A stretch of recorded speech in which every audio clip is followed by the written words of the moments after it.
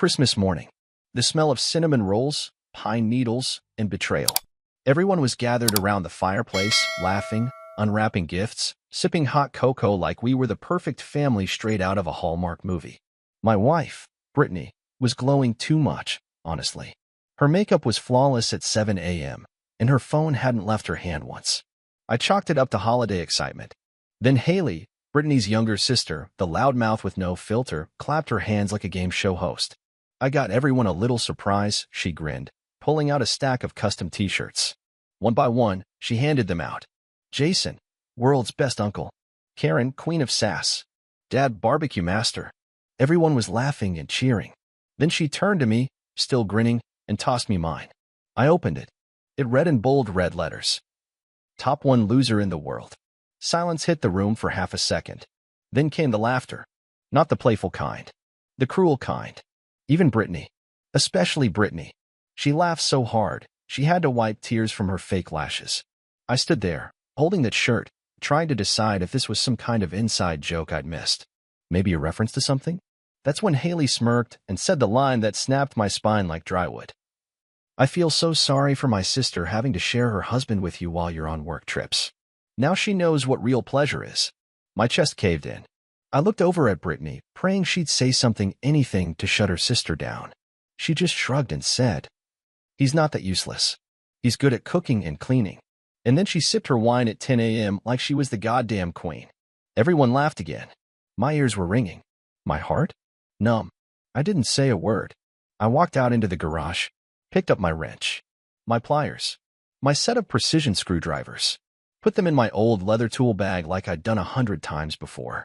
But this time, I wasn't going to fix a damn thing. I got in my truck. Didn't even slam the door. Just drove. 3 hours later, I parked at an empty trailhead. No signal. No people. Just wind, trees, and the growing echo of every fake laugh I'd heard that morning. When I finally got back to cell service later that night. 223 missed calls and messages. From Brittany. From Haley. From our friends. Even her mother. One message stood out. "Please answer. It was a prank." A prank?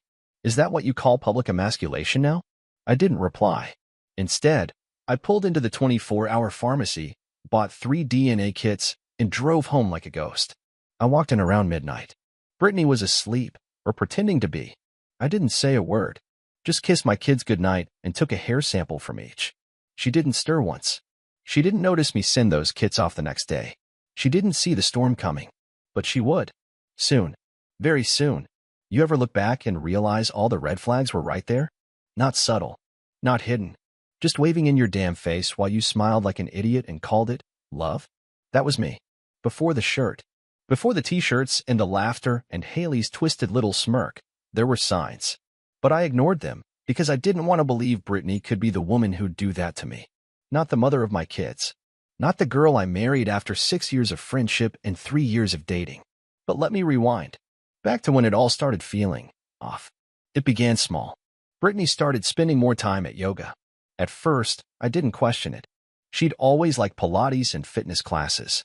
But suddenly she was doing 90-minute hot yoga sessions 5 nights a week and somehow came home without even breaking a sweat. That didn't sit right with me. Then came the phone habits. She used to leave her phone everywhere, on the kitchen counter, beside the sink while she cooked, even in the bathroom when she showered. Suddenly, it was glued to her hand. Notifications silenced.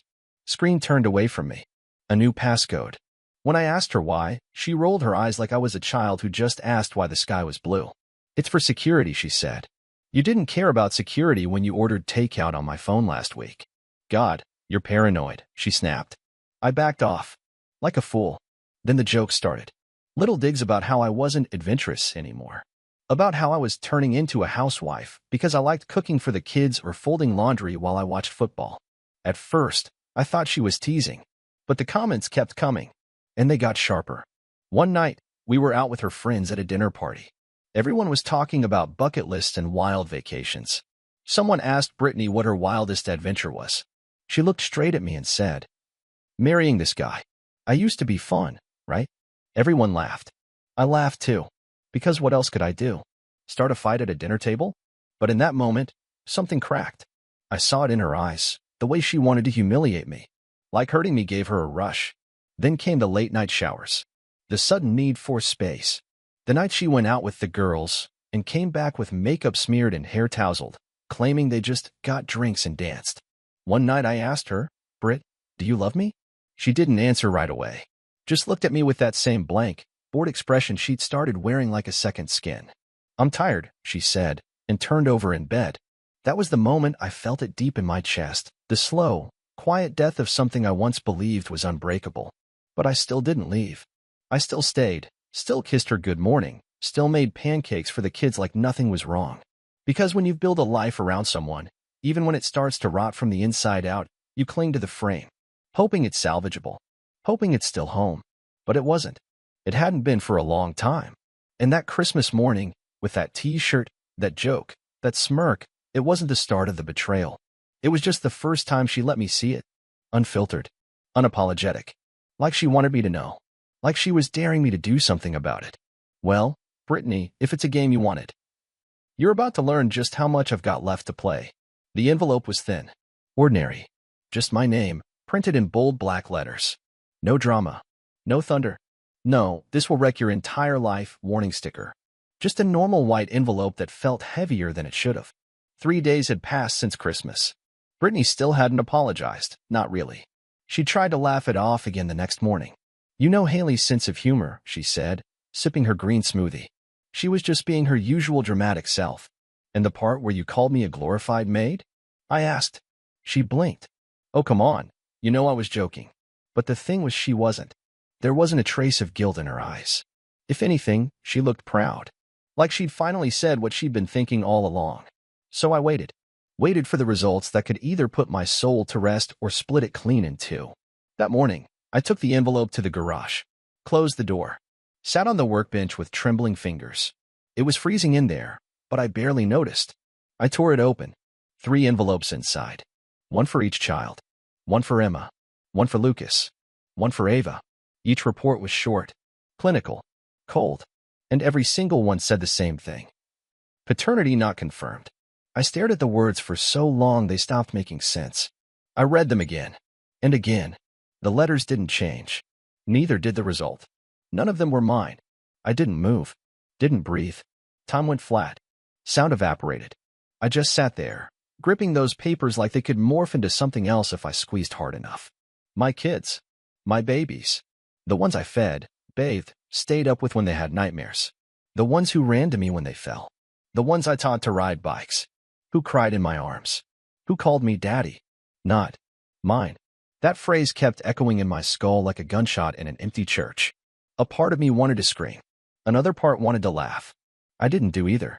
I just stood up, walked back inside, and made breakfast like it was any other day. Pancakes. Blueberries. A bit of whipped cream on top, Emma's favorite.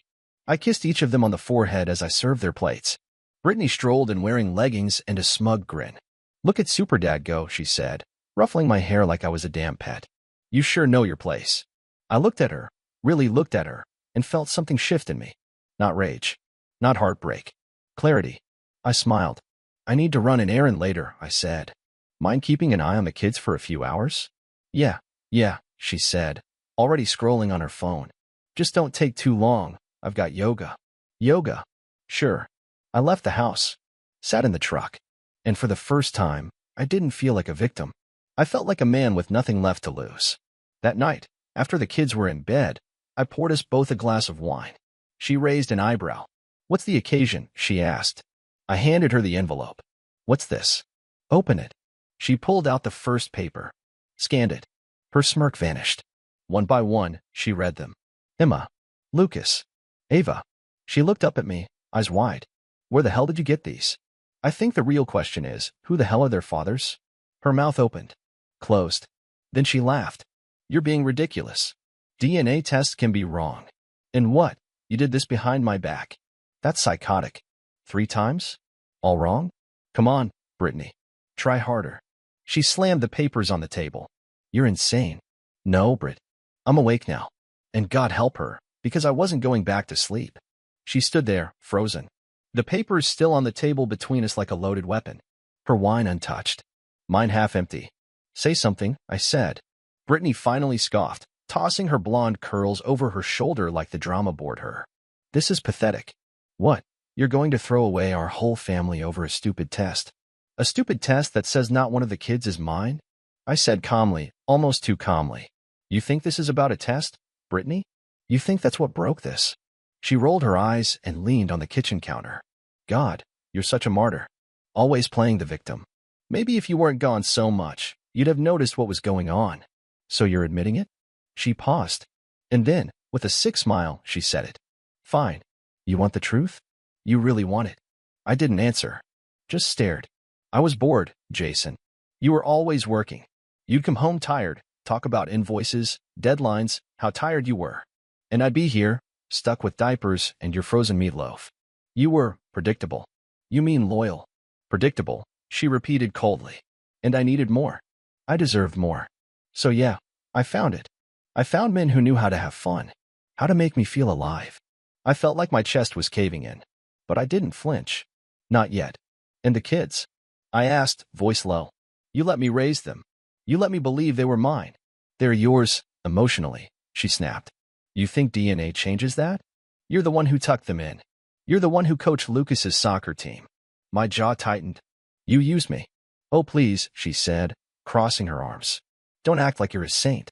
You got a beautiful wife, healthy kids, a nice house. And you're still crying because what? Your ego got bruised. My ego. I took a step closer. No. My heart got burned to ash. That's different. She rolled her eyes again and muttered, God, men are so dramatic. And then I saw it. That flicker. The tiny flash of panic in her eyes as she realized I wasn't shouting. I wasn't pleading or throwing furniture. I was calm. Too calm. Where are you going with this, Jason? She asked, voice a notch lower. I smiled. Nowhere.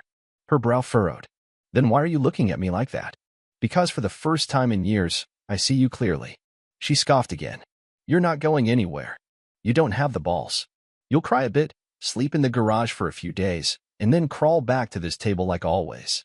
No, I said, leaning forward, lowering my voice. I'm not crawling back this time. She blinked. What does that mean? I already spoke to a lawyer. Now she laughed. Full belly laugh, hand on her hip. You? Divorce me? Good luck. This is my house. I'm the kid's mother. You've got no case. Actually, I've got DNA results, proof of infidelity, and 3 recorded conversations. One of which includes you laughing with Haley about how dumb I am.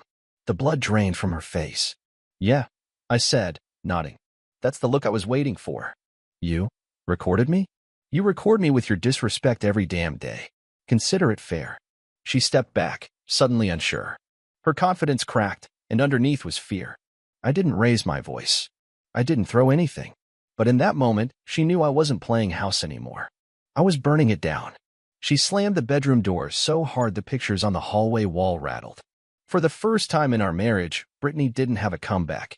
No smug grin. No eye roll. Just retreat. And that told me more than her words ever had. She was scared.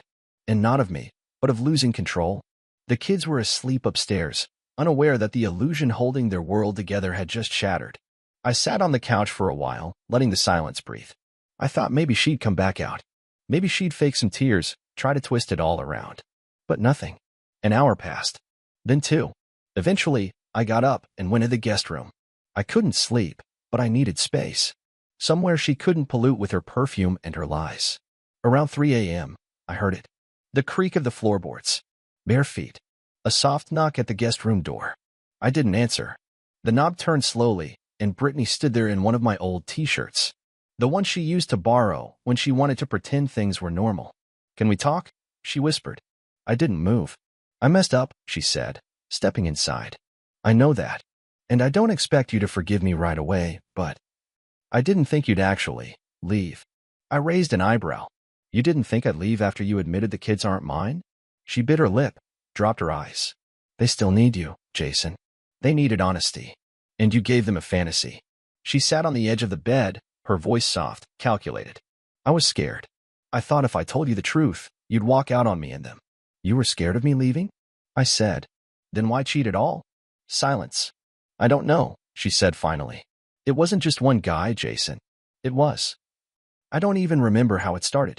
It just happened. One lie turned into another, and then I couldn't stop. I liked the attention. I liked feeling wanted. I felt sick.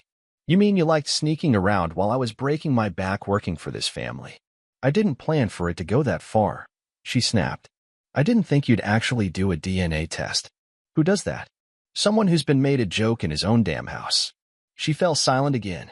I didn't tell you this to hurt you, she finally muttered. No, you didn't tell me at all, I corrected. You hid it. You laughed at me behind my back. You let your sister humiliate me at Christmas. And you stood there like it was entertainment. Her face twisted. It was just a joke. It wasn't funny. She started crying then. Real or fake, I didn't care anymore. I'll do whatever you want, she whispered. Therapy. Apologies. DNA lies or not, you're still their dad. That's the only thing you got right, I said, standing up. They didn't lie to me. You did. Her eyes shot up to meet mine. So what? You're leaving? Just like that. I looked at her for a long moment. You remember that shirt Haley gave me?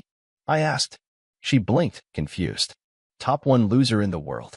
That was the moment you showed me exactly what you thought of me. But now, I'm showing you what happens when a loser finally stops playing the fool. I walked out of the room. Didn't slam the door. Didn't say goodbye. I just left her there. In silence. With everything she destroyed. The next morning, I dropped the kids off at school like nothing had changed. Ava clung to my neck a little longer than usual. Emma kept glancing at me through the rearview mirror, like she could feel something was shifting. Lucas didn't say a word, but his silence was louder than anything. I smiled. I joked. I told them I'd see them after school. Then I watched them walk away, backpacks bouncing, unaware that everything behind them was already collapsing. By 9 a.m., I was sitting across from my lawyer, Angela Myers, a tough, no-nonsense woman who barely blinked when I laid everything out, DNA results, recordings, infidelity. You've got a hell of a case, she said, flipping through the folder I'd handed her. But this won't be quick.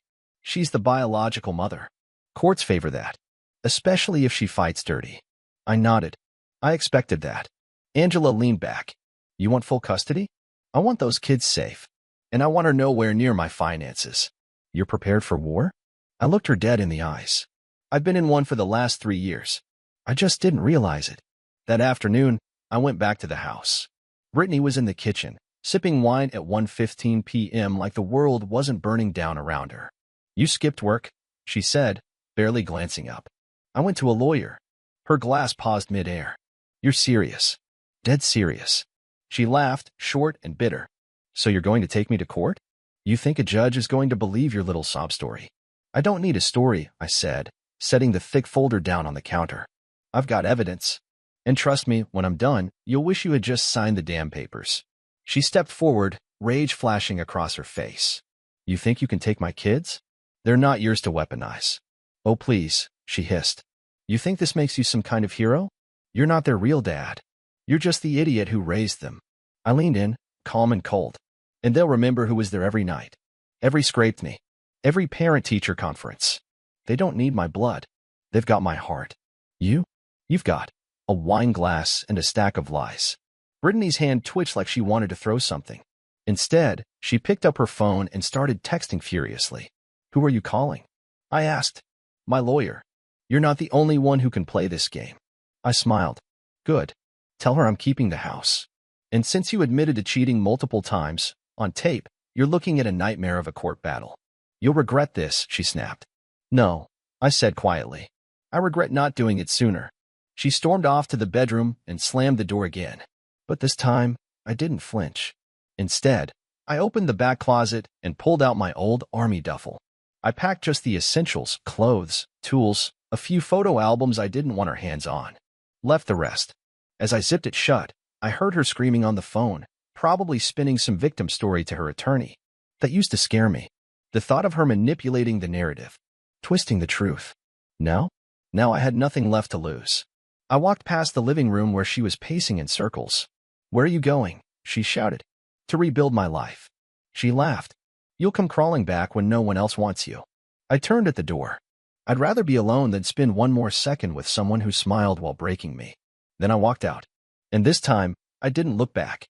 I crashed at my buddy Tyler's place that night. He's the kind of guy who never asks questions unless you're ready to talk. We sat on his back porch in silence for a while, passing a bottle of Jack between us. The stars were out, and the cold bit through my hoodie, but I welcomed it. It was honest. Sharp. Unlike the warmth I used to come home to a fake comfort masking rod underneath. "You good, man?" Tyler finally asked. I took a long swig before answering. "No, but I'm getting there." He nodded like he understood more than I said. The next few days were a blur. Meetings with Angela. Gathering paperwork. Pulling financial records Brittany didn't think I had access to. Turns out, she drained one of our joint accounts months ago. Used it to book yoga retreats, which were actually luxury weekend getaways with her flavor of the month boy toys. She was sloppy. Arrogant. She never expected me to look beneath the surface. And then came the real punch to the gut. Angela called on a Thursday afternoon. Her tone was off, too careful. "I received some additional information from our private investigator," she said. "Jason, there's something else you need to see." She sent me a file. Photos. Hotel logs. Receipts. But one image stopped me cold.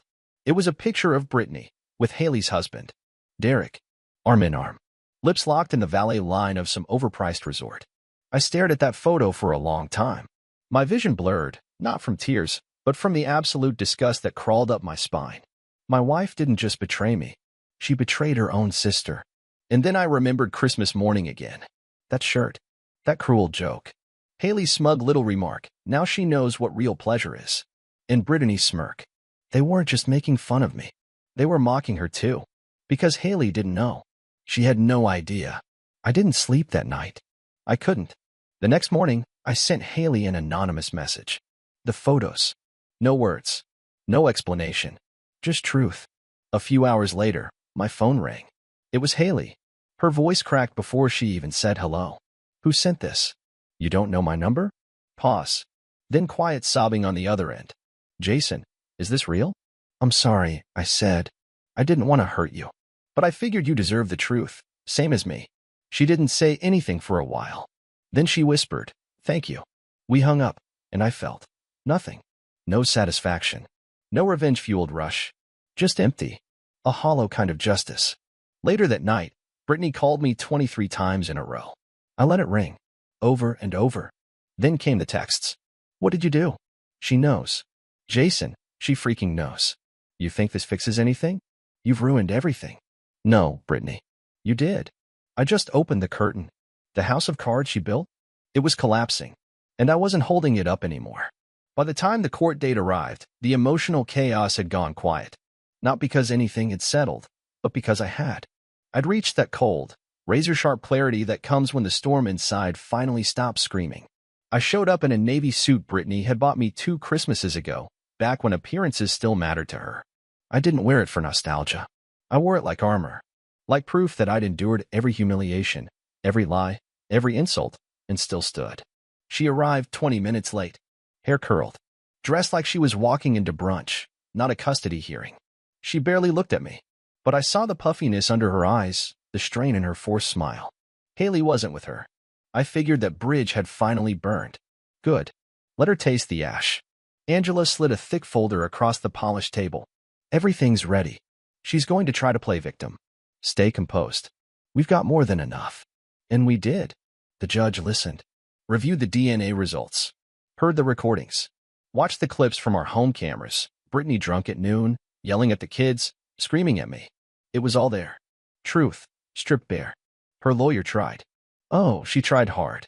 "Your Honor, Mr. Blake is attempting to punish my client out of bitterness. He raised those children as his own.